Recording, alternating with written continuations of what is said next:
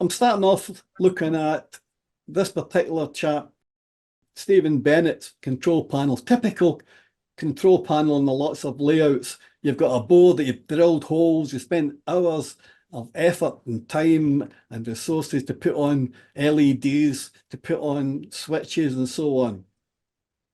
And that's the most common way of doing it, apart from the ones that are on your phone type of thing.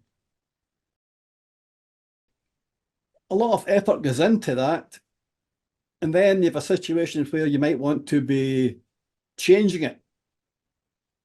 You've taken away some of the sidings, you've got to take out the switches and the LEDs and try and fill in the holes or reprint the panel or whatever. You want to add bits similarly, you've got to re-drill and add in new components. And there's another way of doing it with the glass control panels. The one I've shown you here, I just pinched off the internet, thanks to Stephen Bennett. You can go into his YouTube channel and find out how he designed that particular one. So today I want to look at 3 different methods of doing it. One using a PIC, one using an Arduino, and one using a Raspberry Pi Pico. In other words, 3 different microcontrollers and 3 different bits of technology. Before we get to that, we should make mention that we're getting more and more accustomed to touch technology in the real world. Your iPad, your phones, or that particular phone, the landline phone there, are now all touch screens to make them work. We're used to that now, and we're starting to get used to it in model railways, particularly at the top end, with top prices, to have touchscreen controls for your DCC controllers and sometimes your layout accessories. So why do they want to go down this route in the first place? Well, firstly, they've got no moving parts by definition. You just touch something. There's no moving parts and nothing to wear out. The switches that you put in a conventional panel aren't going to wear away over time. They're not going to arc. They won't jam. They won't rust up. You don't have these kind of problems. There's no arcing. There's no electrical sparking going on. There's no switch bounce if you're writing your own programs. And you're protected from the elements. In other words, you're not going to have condensation, rusting the switches, or ingress of water or whatever. You also get a much cleaner panel. It's just one sheet of glass, nothing else, just one sheet of glass. There's no drilling involved. They're easily altered. If you change your track plan, all you do is print out another track plan and put it in its place. You can have your own legends, it can be multicolored and so on. So you're in control exactly what it looks like, and it's easily alterable. There are 2 kinds, but today we're only going to look at the resistive type, but they come in 2. Some of the more upscale things use capacitive methods. What that means is one of 2 things. Either you have your elements that make up the oscillator, and one of those elements is going to be a capacitor. And as you know, depends on the values of capacitance, what the frequency of the oscillator will be. And if your finger can change the capacitance, it changes the frequency. And then the circuit notices you've changed the frequency and knows, you must have touched me. So that's one method. If it's just ordinary pads, another method is to have a separate oscillator and a separate receiver. And if you bridge that gap, the oscillator manages to get across to the receiver and it knows you've touched it. That's the general method. We're looking more at the resistive method, where we're looking at the change of resistance between different plates. We'll look at that very shortly. Here's a simple pad using the capacitive method. They tend to be more sensitive than resistive methods. Again, they're immune from damage. You place that under your legends and your printed layout panel.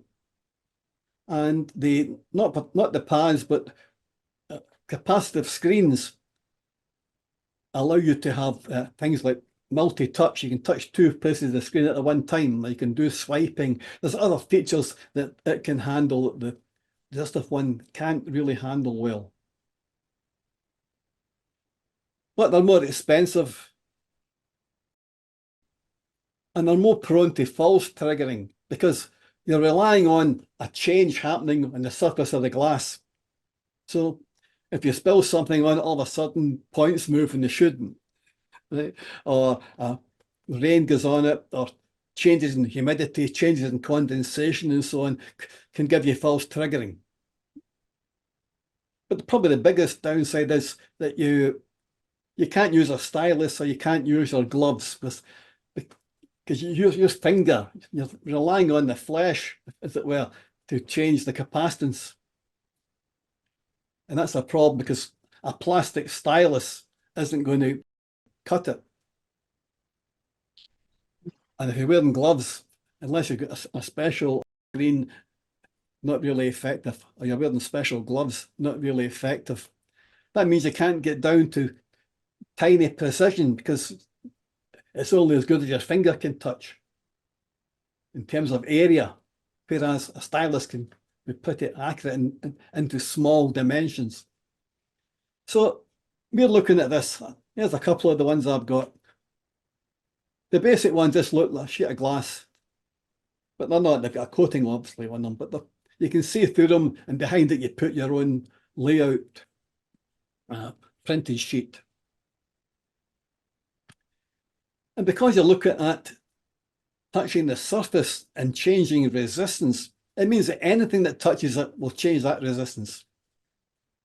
So it could easily be your stylus, a pencil, a gloved handle work in that case, anything, a bit of stick, anything you can touch with it. And you get better resolution, as I said a minute ago. Compared to chubby fingers, you can touch the screen with a stylus to get pinpoint resolution if you require it. And they tend to be cheaper. As always, there's a downside. The coating on the front over a period of time can get damaged, especially if you're using a stylus. Because if you're using a stylus, then you're always prodding the screen and you're liable eventually to cause wear or dents in the screen or scratches or whatever. Having said that, they're very, very useful and very common. So let's have a look at them. Before we get there, I want to just mention touch pads because we discussed this before. This is not panels. The benefit of touch pads is it requires no programming whatsoever.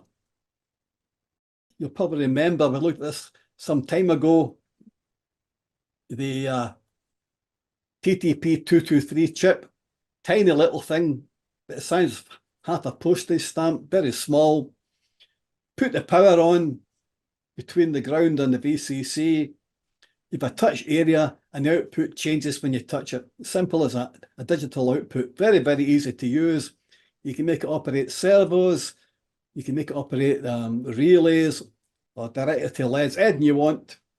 And if you want more information on it, we've covered it already in a previous session.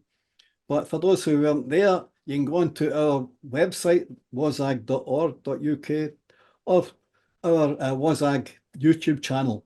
You'll find the video that covers it in much greater detail. So we're not using that method of individual pads. We're using screens from the rest of this chart. As I said earlier, touch screens come in mobile phones, GPS systems, monitors, checkouts at the mall, instrumentation of all kinds, and starting to do in model railways. So what can we do at the bottom end in terms of cost and adaptability? Well, we can start off as cheap as that. There's a tiny touch screen that comes from a Nintendo. It's a replacement screen and it costs £3. So right away we can think in terms of doing a handheld controller of some description. If you want to go big, you can buy 15-inch, as you see there, and even larger, 17-inch, 19-inch, if you want to control large layouts. So it's not an expensive screen. This is what it looks like. There's your glass sheet underneath. And you've got two sheets with an air gap separating them and a plastic cover on top to protect it. And these sheets are made up of a resistive coating. That's the key to it. And therefore, if you push down anywhere along that plastic sheet, you're reducing the air gap there and making the sheets touch at various points. And therefore, you can spot the difference in the resistance as a consequence. Let's go back and look at this one in practice. I'm going to do it now, but use that with a pick chip. There's that Nintendo touchscreen inside. It's only got 4 plates. You may have spotted that down the bottom here, there are 4 connections come out. And there they're there. There's 2 along the x-axis and there's 2 along the y-axis.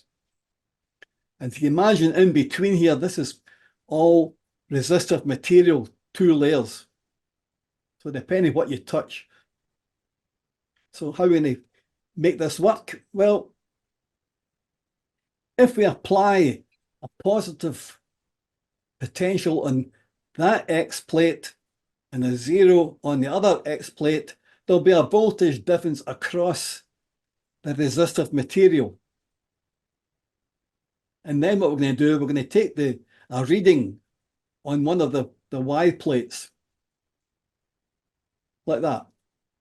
So you've used a stylus or your finger to touch that spot on the screen. And what you've effectively done is you've now got a voltage divider between the X and the Y. If you put 5 volts across the X plates and you touch the exact middle, you're going to get 2.5 volts, aren't you? So the voltage across here, the point you touch at, determines what you can read off. Simple as that. So what we're going to do, we have to decide in coding, forget the actual code, but the principle is make 2 of the plates on the X outputs. In other words, your chip is going to decide to put positive on here and negative on there. And then it says, please read something from that Y plate. And that's it. You've now read the X-axis reading of where you've touched. You do the exact same thing now.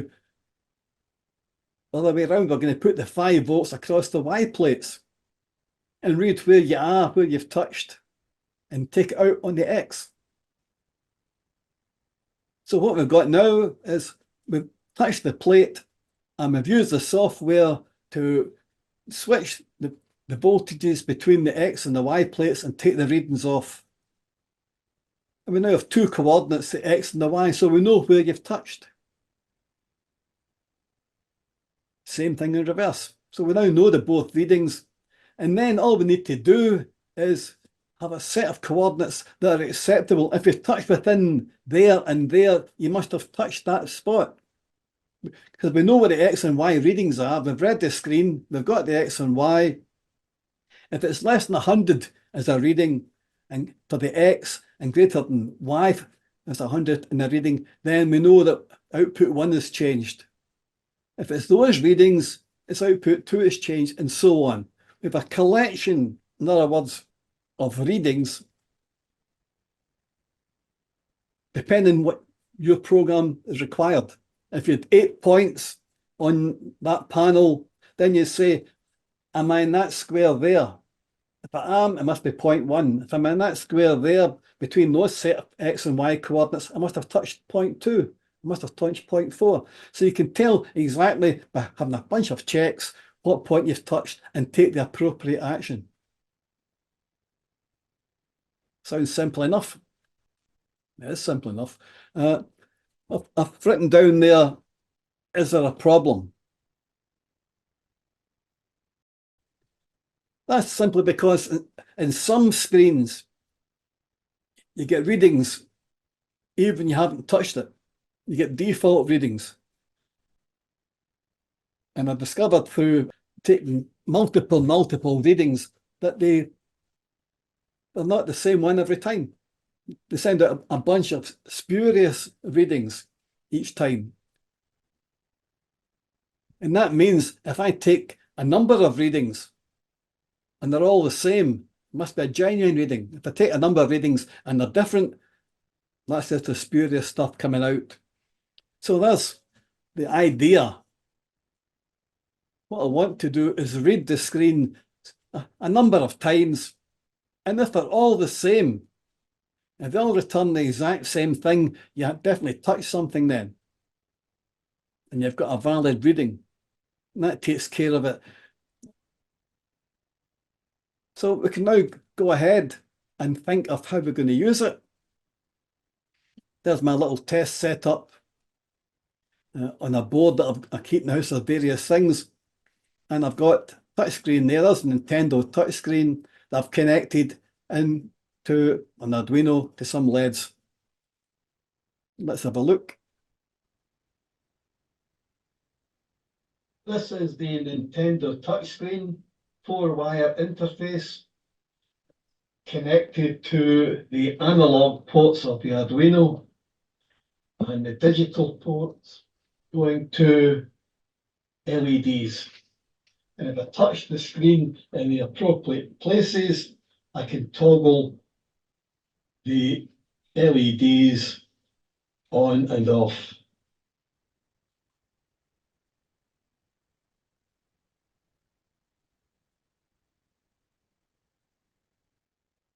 Right, so that wasn't magic, but Bob Perry came along to one of the Presswick sessions one day, and he was showing these little transmitter receivers, 4-channel transmitters. So you can see the 4 inputs and the 4 outputs. And that got me thinking, to do that, why not have the touch screen going into a PIC? We can read the various X and Y coordinates, and then we can have it decide between any one of 4 different outputs. And we can send that to the receiver. So what I did, got a plastic box, printed a very crude legend that's meant to be 3 points, printed it, slipped it in behind the touch screen there, and inside got a battery, there's the PIC, and there's that little transmitter. And at the receiving end, I've got the receiver, 9-volt battery, 5-volt regulator, and some sample LEDs for outputs. So let's see it actually working then.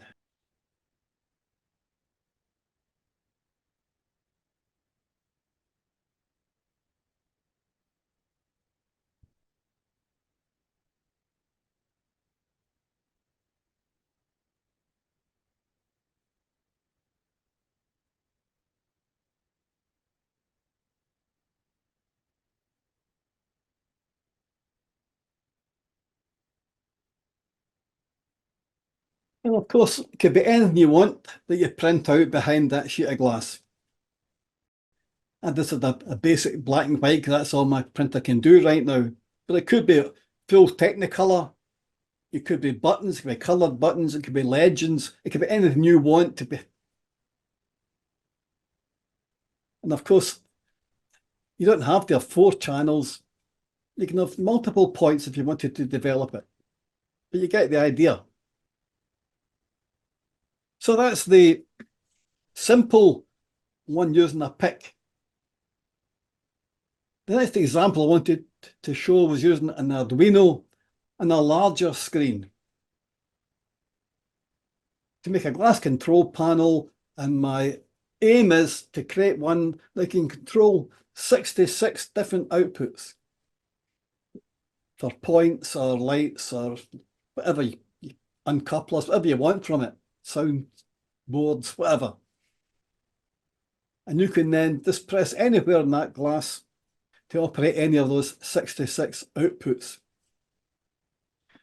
The outputs could be going direct to anywhere in your layout as digital outputs, or they could be going as inputs into C-Bus or EasyBus or whatever. So how we get there? Another benefit of not having switches is you've now got two options. You could decide that when you power up your system, you have a starter day. In other words, you can decide, on power up, I want all the points to be set that particular way. And no matter how I left it, they're going to be all set up in that particular way the next time I power up. They have a start of day option, or you can have a last used option. In other words, you switch on, all the points will remain where they were when you last switched on. Something that's awkward to do, well, almost impossible to do with switches, but can be done with this. And I'm going to do it with only 4 components, which is even nicer. So, this is the control panel for my narrow gauge layout and building. Traditional box with toggle switches and LEDs for the various positions. And I want to turn that into a glass panel version. So what do? Well, that's the track plan. I take the track plan, turn it into that so it matches the ratio of the glass panel. And you'll see that I've got red dots along the points there. Because what that means is if you wanted to, there's nothing to stop you. The board in which the glass, sorry, the printed sheet sits, could have less behind it. So when you change the point, those red indicators would show which ones were active, which direction the point was in.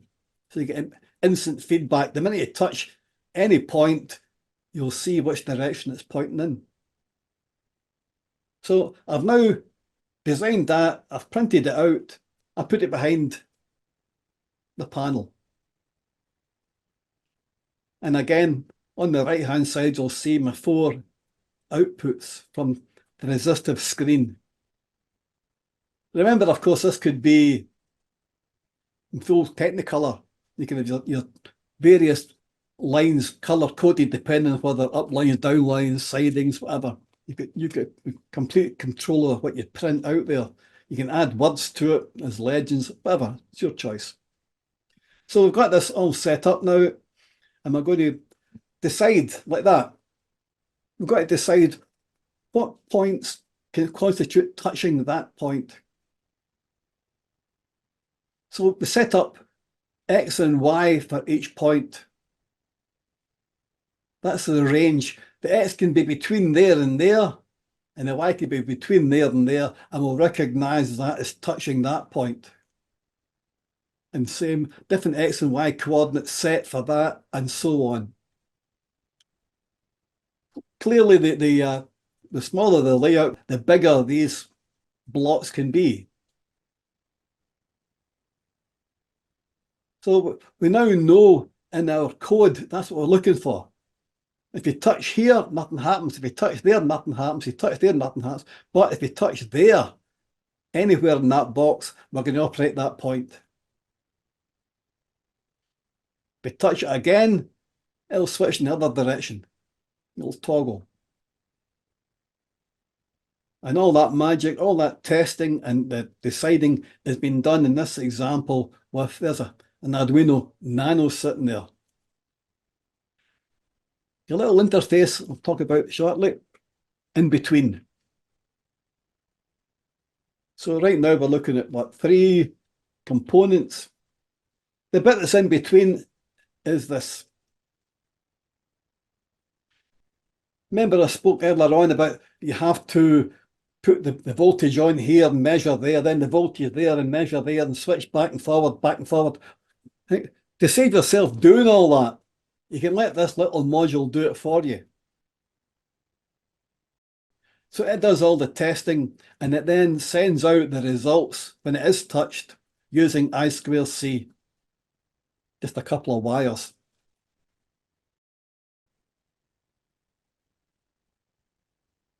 There it's there. You put your power supply on and you can take the readings out. It's also got an extra pin called the interrupt. It's even handier. Instead of doing a polling all the time, have you touched it yet? Have you touched it yet? Have you touched it yet? You can wait until the interrupt tells you it's been touched. Like that. So that's the connection. There's your 4 at the top coming from the touch panel. There's your output going to your Arduino saying what the readings are.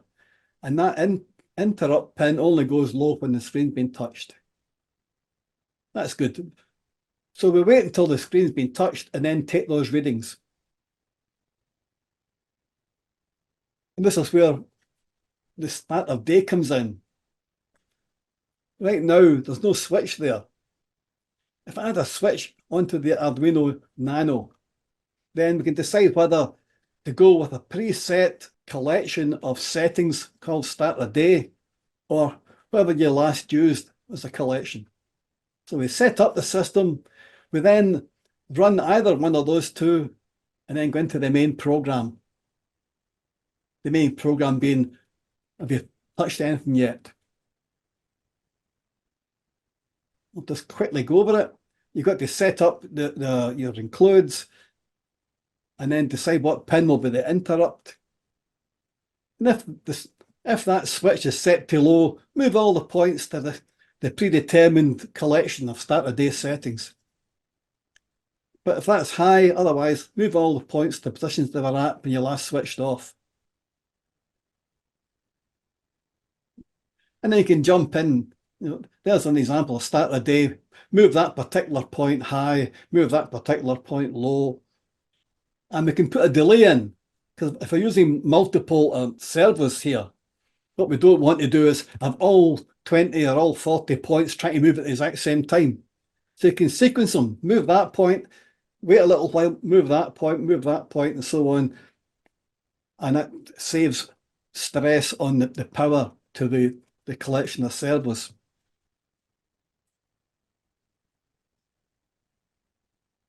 Or we can have the last settings, which are stored in EEPROM.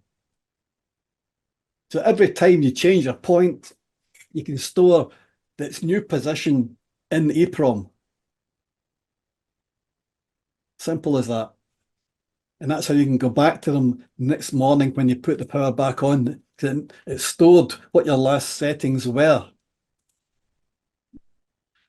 You don't need to worry too much because you do a lot of writing to the EEPROM, but the EEPROM has got the ability to, or a guarantee of 100,000 changes before anything degrades.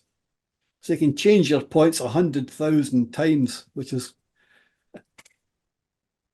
not a problem, I wouldn't think, for most people. So this is it in action. So here we have a larger touch screen. It's in fact an 11-inch screen.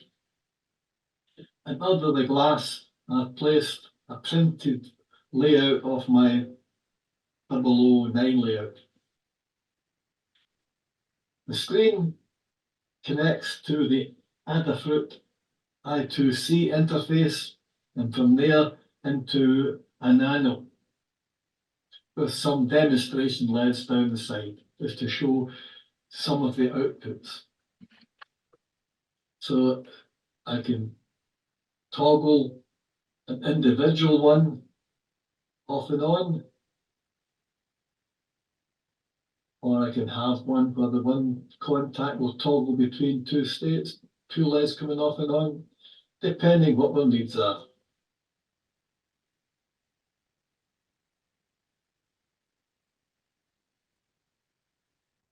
Right.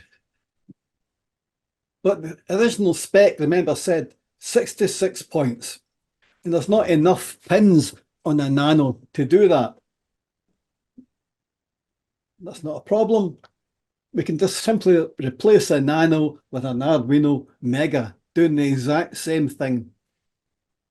It's got 70 pins We're using some of them for the I2C, for the interrupt, our mode switch. There are now 66 outputs that we can switch. In other words, there are 66 points on that glass panel that are touchable, that we'll respond to. 66 different areas, blocks that we can respond to. There it is. This time I've added on the mode switch. And those 66 pins that all go around the sides can be taken off, like I said earlier, to an easy points, to LEDs, to relay drivers, to motors, or through motor drivers, of course, into easy bus or C-bus systems.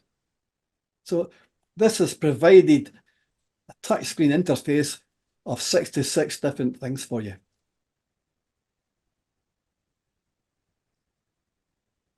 Pretty powerful, I would suggest. Most layouts don't need more than 66, do they? But that would include lights and uncouplers and so on.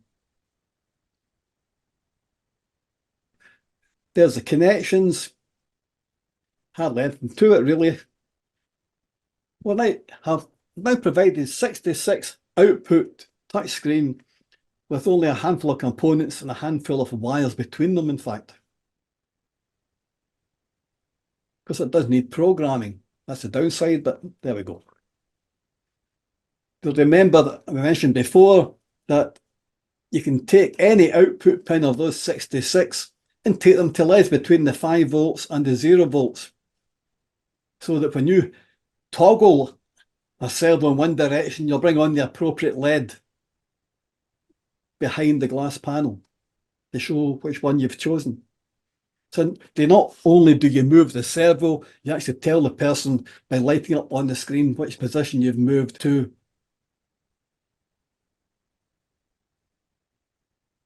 And there's a 19-inch version. So if you really want to have a very large layout, you can have that. So that's the second method covered. But I want to look finally at a different method. We're not going to print out our track plan. We're going to display it on the screen. What we've got here is a combination of an ordinary LCD screen, and on top of it, we've got our touchscreen. They're both in one module. There, it's there. £3.95. £3.95. So you've got a touchscreen and LCD for £4. The other component is the Raspberry Pi Pico. This is my little demonstration board here. So the module is called an ILI 9341. That's your screen and touchscreen combined. There's a microcontroller feeding in your usual standard 12 volts, cutting it down to your 3.3 volts, and a level shifter. We'll look at that just in a minute. The Pico itself, again, £3.90. So it's not cost a fortune to do this particular setup. Why did I pick a Pico? Well, runs at 133 megahertz. You can have it 1.8 volts to 5.5 volts for supply. It's a 40-pin module, of which 26 are available. I'm going to be using 9. And it's got lots of memory. Right now, I'm working on and I'll show you in a minute, a replacement for the Easy Bus controller using this particular screen. And at the moment, there's a couple of thousand lines of code. But you can see there, despite that, only takes up 6% of the memory. So I can write quite expansive facilities within that amount of memory. That's what it looks like. Another reason I picked it is it also comes on another version here, if you can see it. Look, where it's just got the logo on here, a, we've got a little unit here that gives you Bluetooth and Wi-Fi. So if I want to expand this in the future, I'm future-proofing by using this rather than an ordinary Nano. Right. Now I mentioned that we used another piece here, a level shifter, because if you put in 5 volts into this, it does 3 volts out. The I/O is 3 volts even though the supply is 5. And that's a problem because if we want to interface to gadgets that work at 5 volts, we can't interface directly the outputs of this pi pico straight in. For example, if I want to go to EasyBus, the bus works at 5 volts, but the pins they're connecting to it are running at 3. So in between, you put a little module called a level shifter. So there we have it.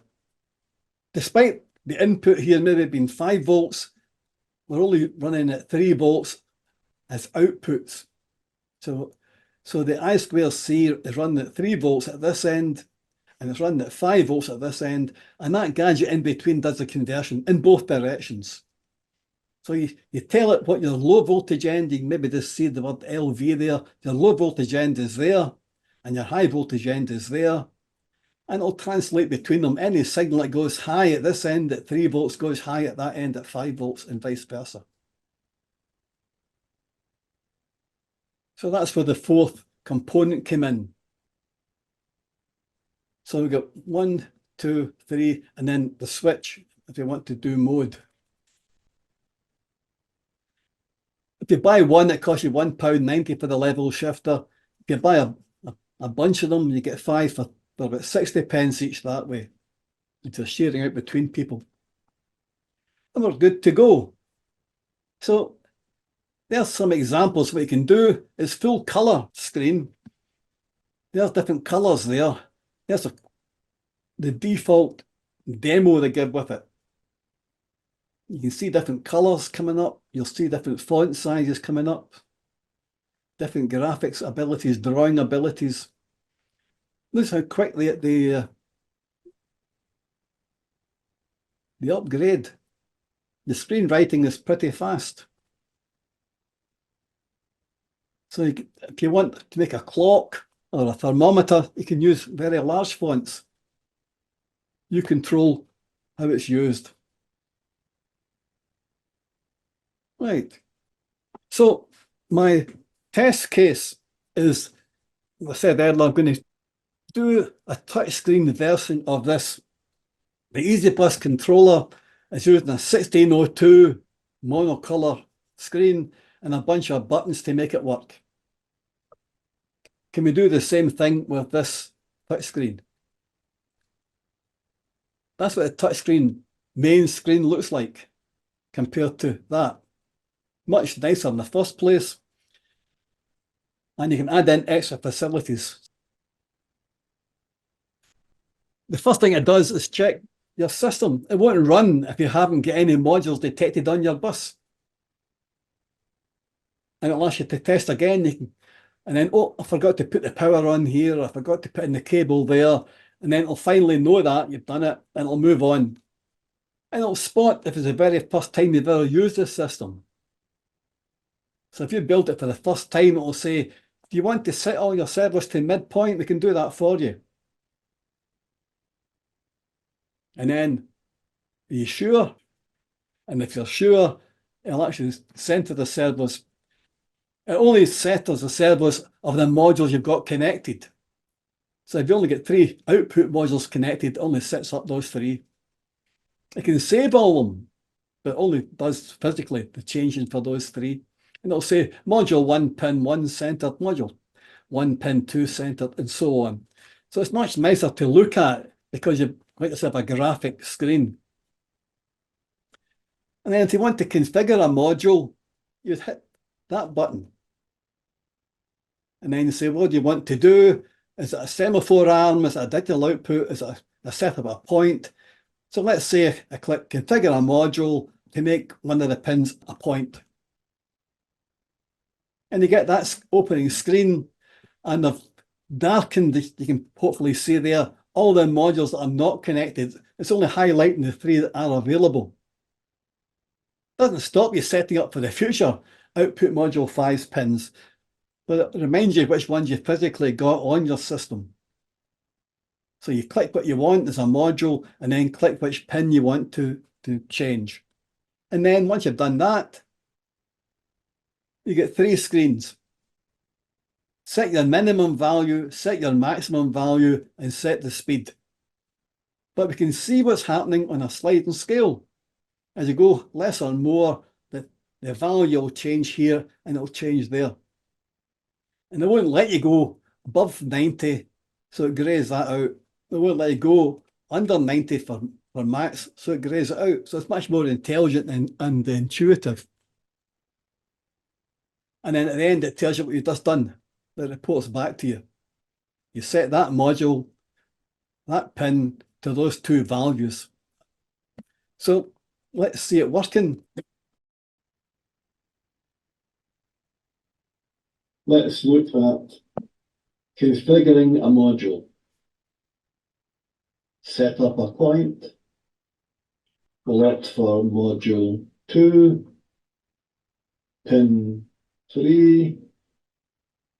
We then set the minimum value of rotation of the servo.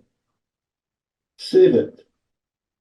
We then set up the maximum value of the servo.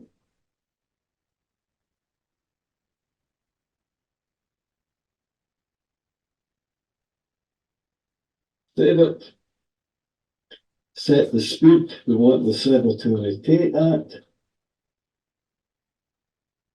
Save it. And it then reports what we've just done.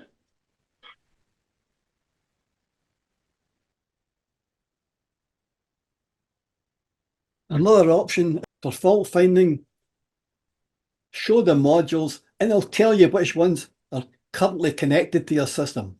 So I hit that button there and it tells me I've got 2 input modules. Input module 1, input module 7. I've got 3 output modules, 1, 2, and 13. So right away, if you think you should have 3 input modules and it only reports 2, you'll know which one isn't working. Maybe you've not connected it properly. Maybe it's fault build. Maybe you set the jumpers wrongly. So it helps for fault finding. And then you get various utilities. You can load settings, you can save settings. Module itself underneath has got a connection for a micro SD card. So you're able to save your settings. So once you've got your layout set up, you can save it to a micro SD card. And then if anything went wrong and you blew up your master controller that's got all that built-in intelligence, all you do is get another one, put the micro SD card in and hit the button that says load settings. So you get a fail safe there.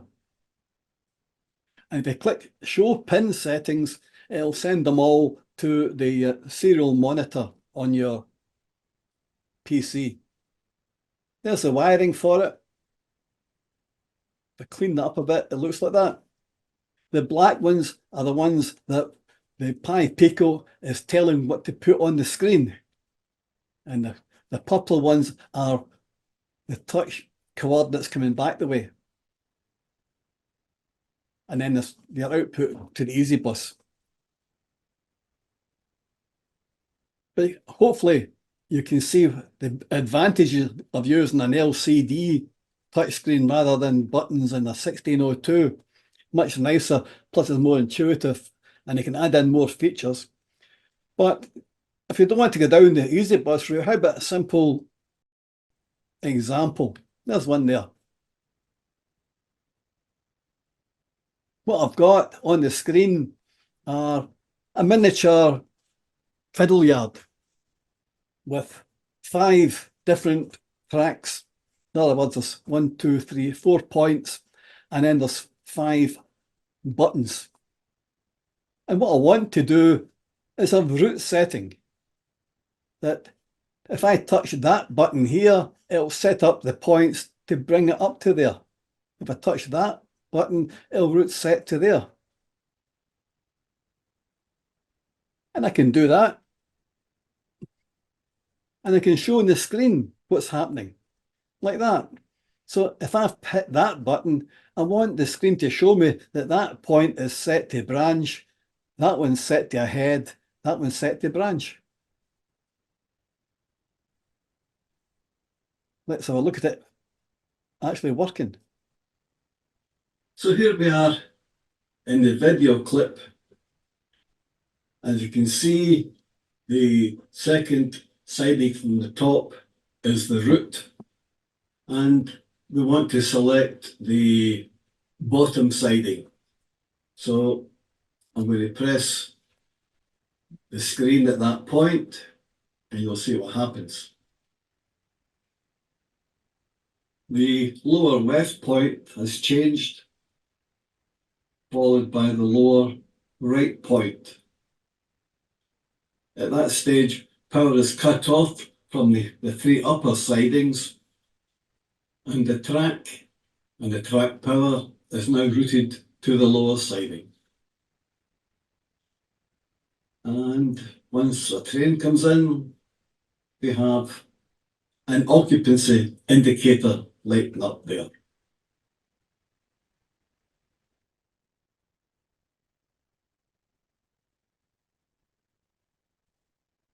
So, very simple. You can control a whole bunch of servos for points by hitting one button.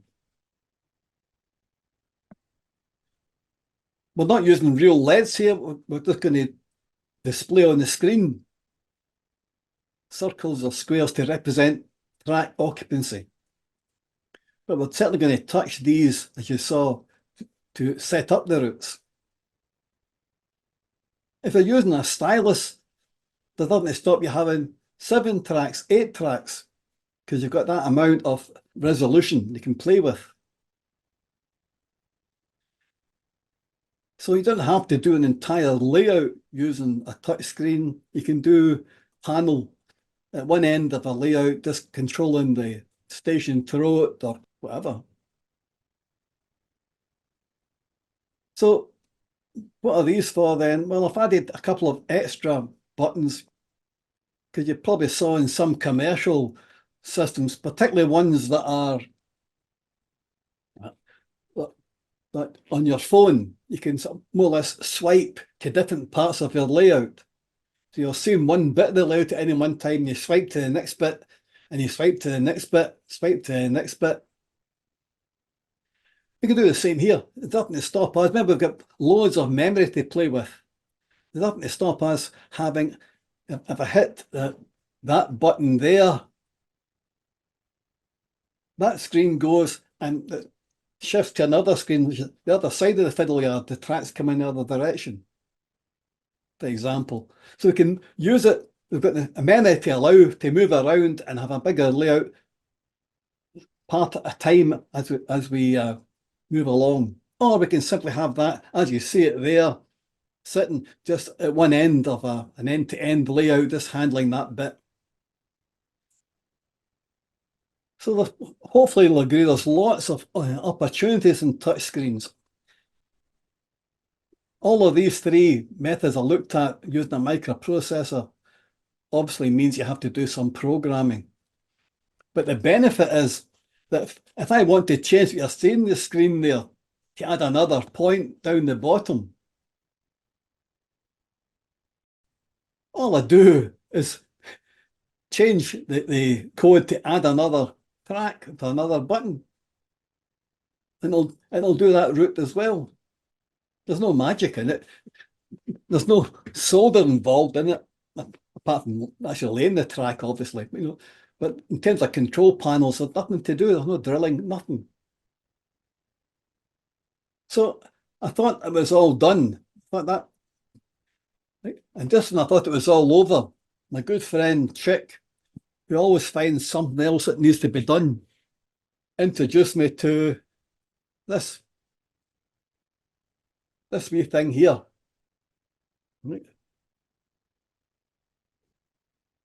It's known colloquially as a CYD, a cheap yellow display, because the real name is much bigger.